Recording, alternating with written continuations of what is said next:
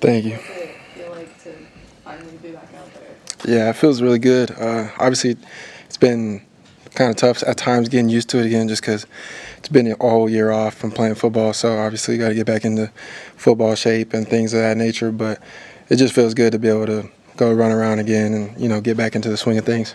When were you fully cleared? Um, throughout the summer, I was doing pretty much everything that everyone else was doing. And then I guess you could just say, like, the weekend before camp started, I got the official okay from Doc that I was going to be cleared and good to go. But I had been doing everything pretty much throughout the summer. You had a long road just to get to the beginning of last season, and then to have an injury, halfway through the first game. How did you deal with that, just from mentally? Yeah, it was tough for sure. It was kind of like I was in shock at first when it happened, and just couldn't believe it. You go through a whole off season of putting in work, and then for it to get taken from you that fast, that early, it was tough. But I just kind of had to take it on the chin and just control what I could control. And I came back in January with the mindset of just I'm gonna put my head down, go to work, attack rehab every day, and just do what I have to do. And kind of it led me to a good place that I'm in now. We were talking to Sean Singleton the other day, and he said that a number of the players who were going through rehab last year all bonded through that and came through the experience better because they had teammates with them. What was your view on maybe you were the first one to go down during the season, but what was your view on not going through it alone? Yeah, it's obviously unfortunate to have injuries in general. I hated to even see the guys after me go down, but obviously that did bring us a lot closer. And when I went down, everybody was real supportive with me, and let me know that I wasn't in it, by myself and stuff like that. But when the other guys went down, like you said, it did create a strong bond between even just us injured guys, because we're at times a little bit secluded from the normal routine of things because we got to handle our business with rehab and things of that nature. So yeah, we definitely got a lot closer and created a different type of bond. And you catch yourself hanging out with people that you normally maybe didn't hang out with that often. So it was good.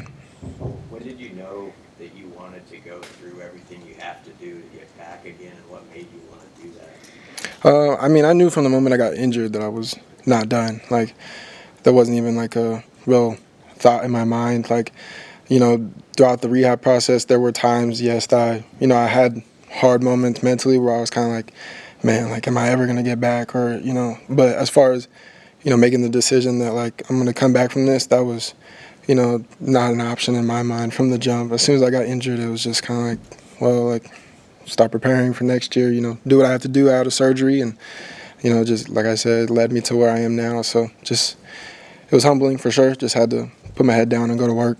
Isaiah, you've worked with a lot of different quarterbacks here: Casey Thompson, Shepard Purdy, Heiner Carver, Jeff Sims. What jumps out about Dylan Raiola as you had a chance to work with him? Yeah, he's just really mature. For his age, he's a young guy, obviously, but he's way ahead of his time, in my opinion. He just football IQ is excellent. It's just he's real natural. It's not like he's really forcing things out there on the field, and he prepares, he puts the work in beforehand, and it's just he goes out there and you could tell that he has a sense of confidence from the time he steps on the field, and he just wants to go ball. Have you been a part of a receiver room that you felt stacked up to this one as far as talent and like depth and competitiveness maybe? I would say that this is probably the most talented room that I've been a part of, and depth, like you said.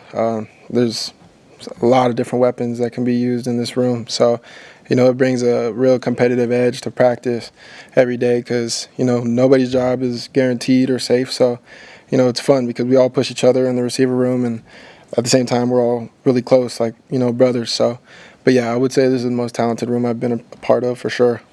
What's the key to starting strong as a freshman receiver? I mean, you did that in the junior college level with guys like Carter Nelson and Ja'Cory Barnes. Like, what's the key for them to come out right away and contribute? I would say just you got to be really coachable. I think that'll take you a long way.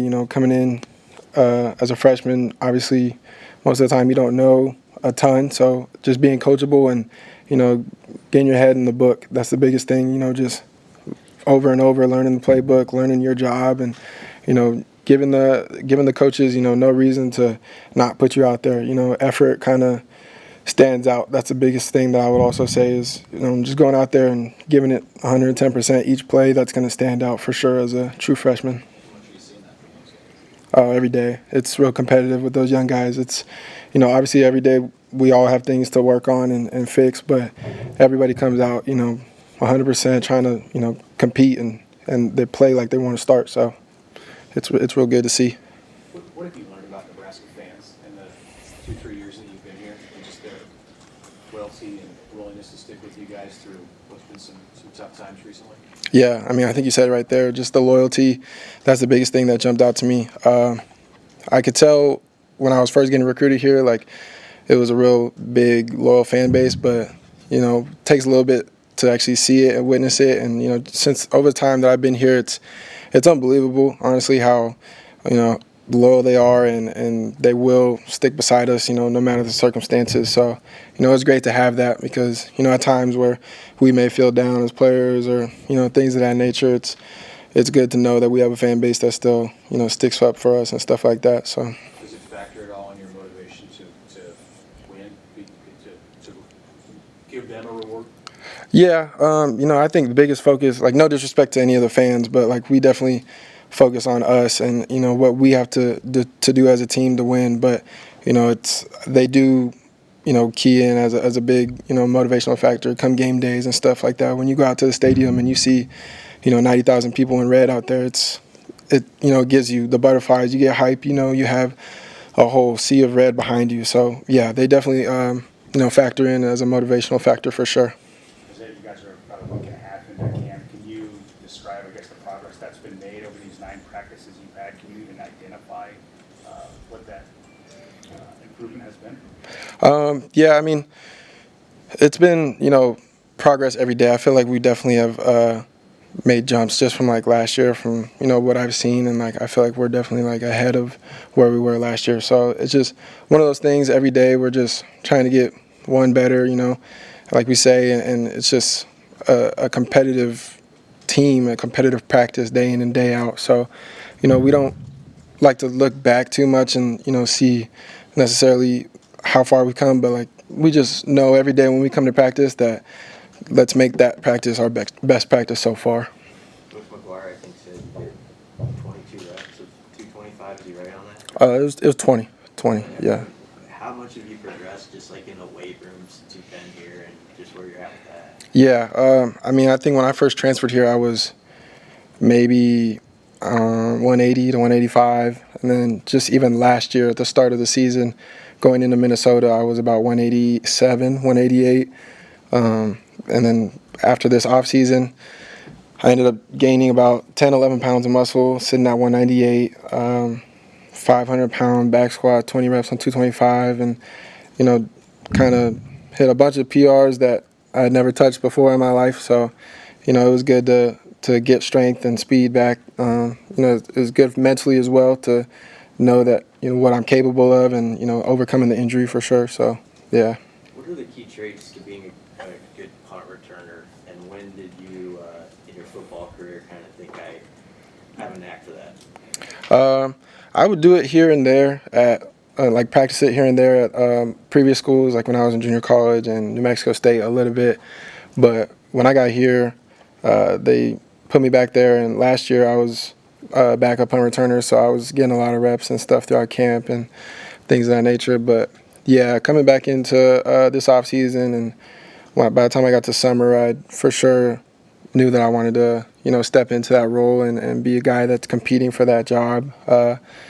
It's definitely a tough skill that you got to work on every day. But yeah, it's just something that I felt was I could do, and I can potentially make some plays and help the team in the season. As you go through, this camp competition within that wide receiver room, how do you think the last 2 weeks have gone for you personally? And is there any area of your game that you think you're really exceeding at right now? No, I kind of look at everything from the broad perspective.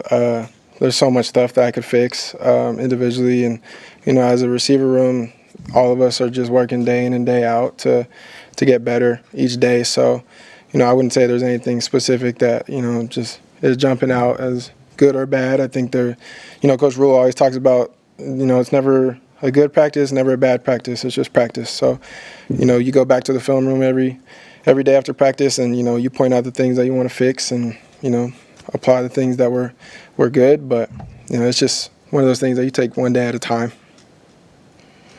Anything else? All right. Thank you. Thank you, guys.